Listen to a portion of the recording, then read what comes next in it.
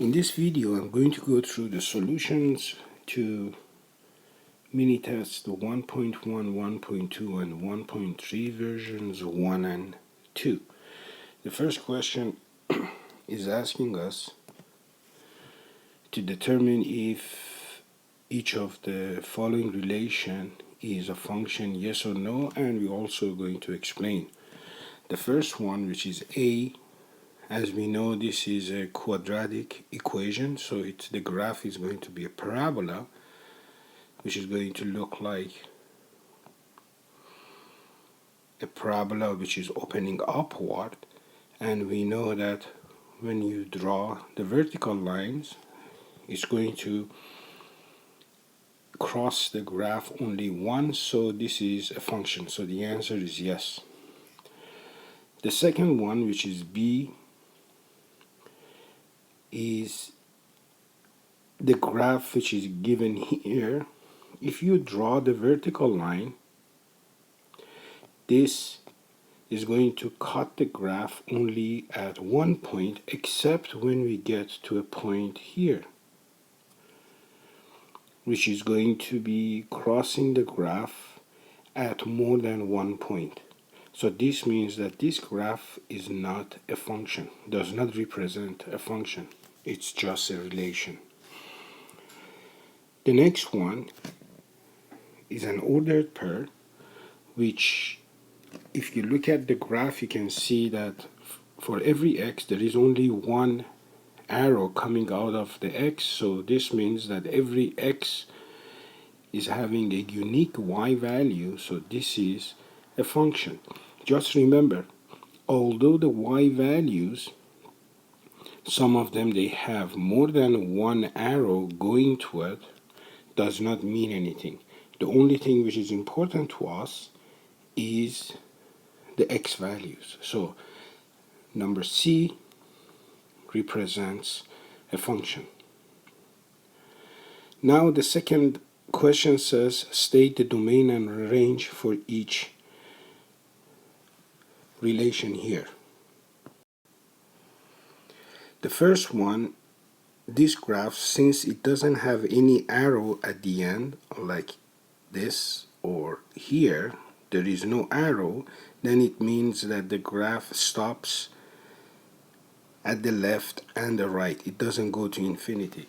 So this means that the domain D is equal to x in R, and x is less than or equal to, if we count the number of units to the right, it's 1, 2, 3, 4, 5. So it's less than or equal to 5.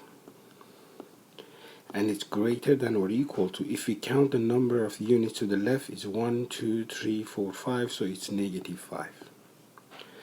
Our range is going to be starting from the top. If you look at the top, you can see that this is here is equal to 4, so y is in R, and y is less than or equal to 4, but it's greater than or equal to negative 2. So this is our domain and range for the first one. For the second one, it's an ordered pair, so the domain are 1, 0, negative 1, and negative 2, and the range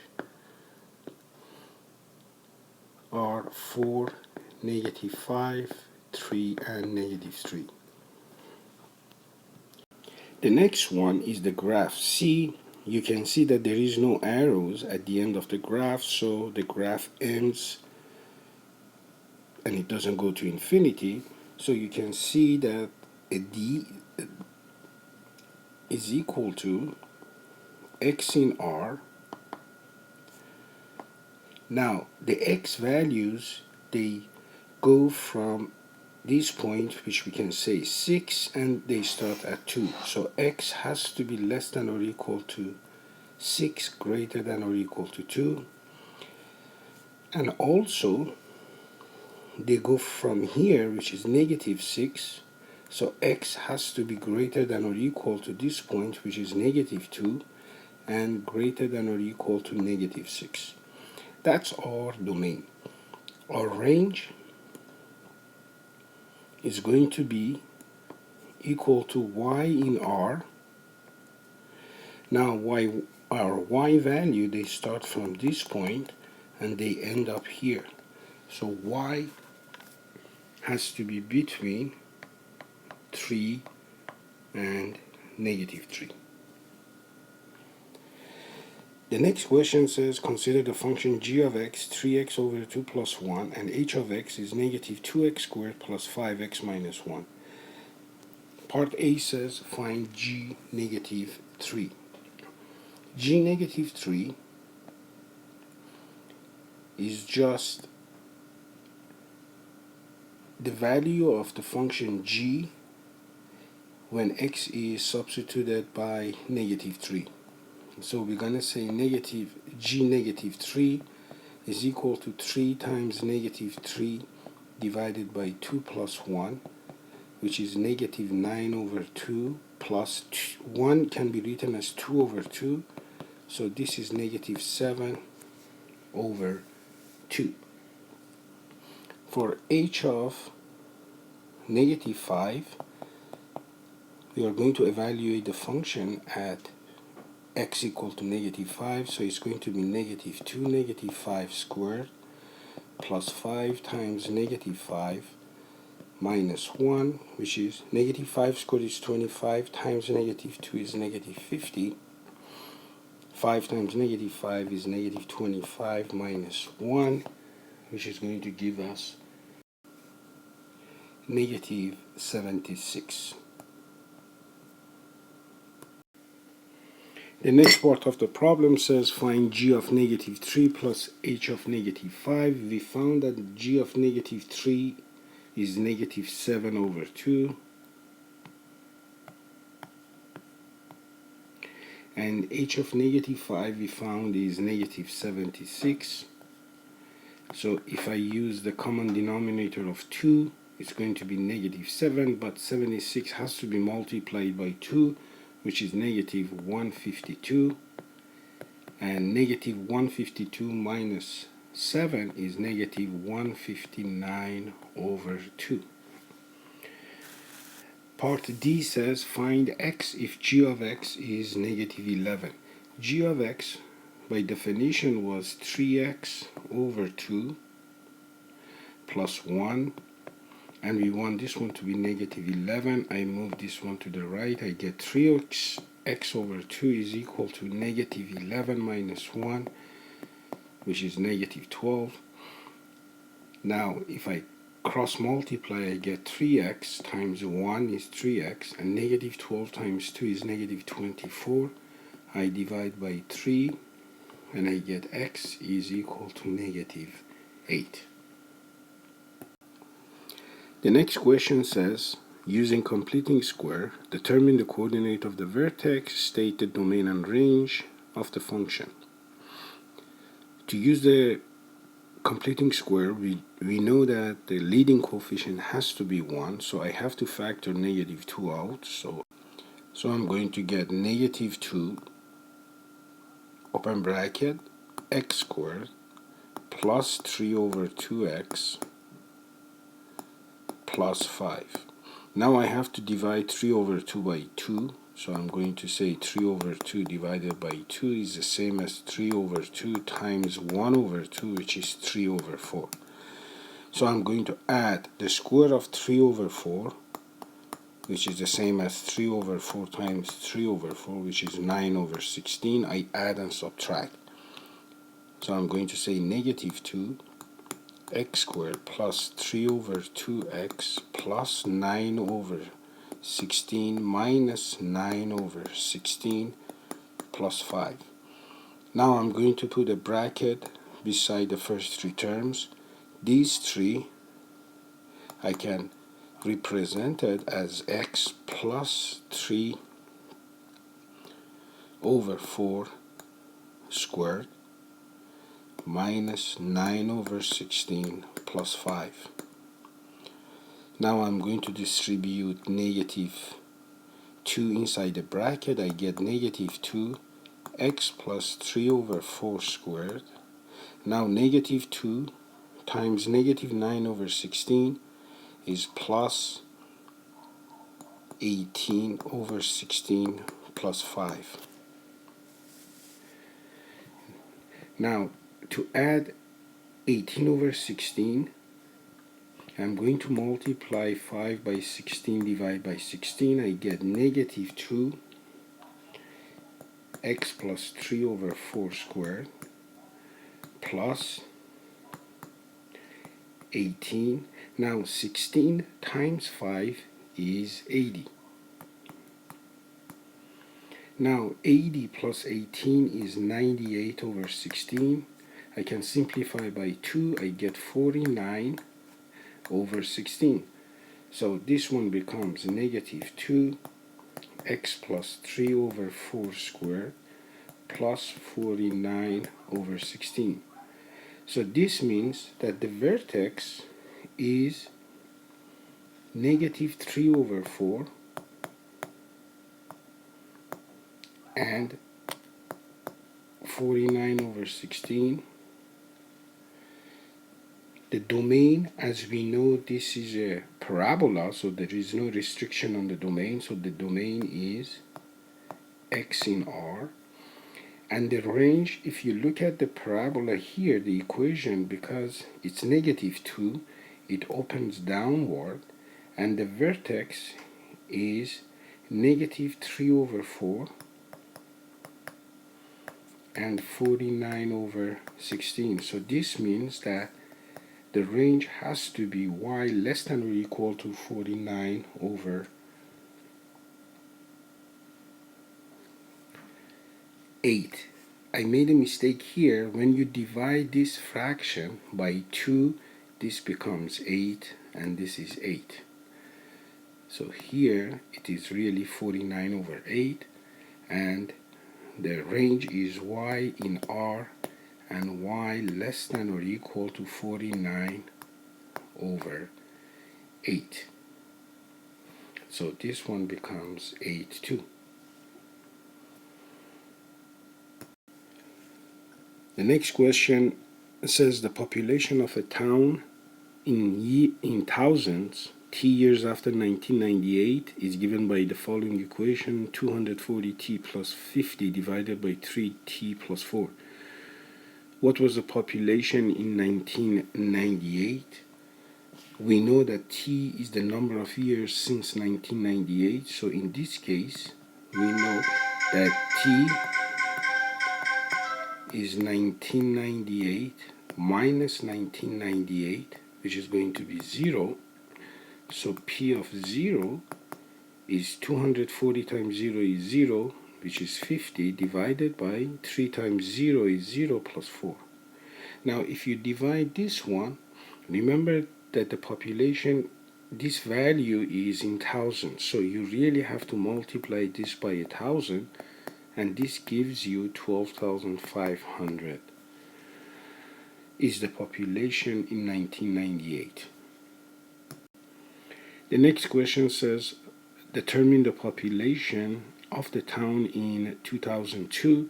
Again, we know that t is 2002 minus 1998, which is going to be 4. So we have to evaluate the function p of 4, which is going to be 240 times 4 plus 50 over 12 plus 4. But remember, again, you have to multiply it by 1,000. This is going to give us 63,125. The next question is saying, in what year will the population reach 72,060? Again, since the equation, the population is in thousands, you have to divide this number by 1,000 and then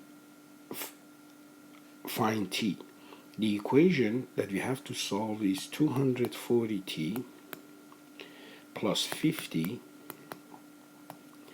divided by 3t plus 4 equal to, but 72,060 divided by 1,000 is 72.060.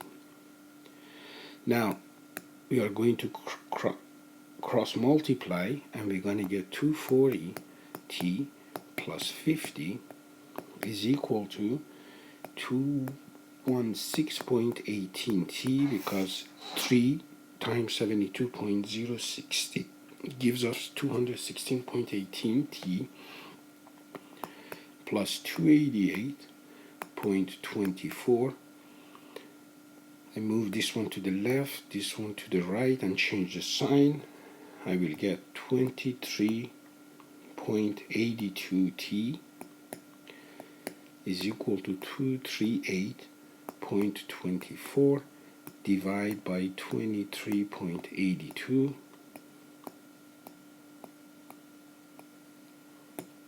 And from here, t is approximately 10 years.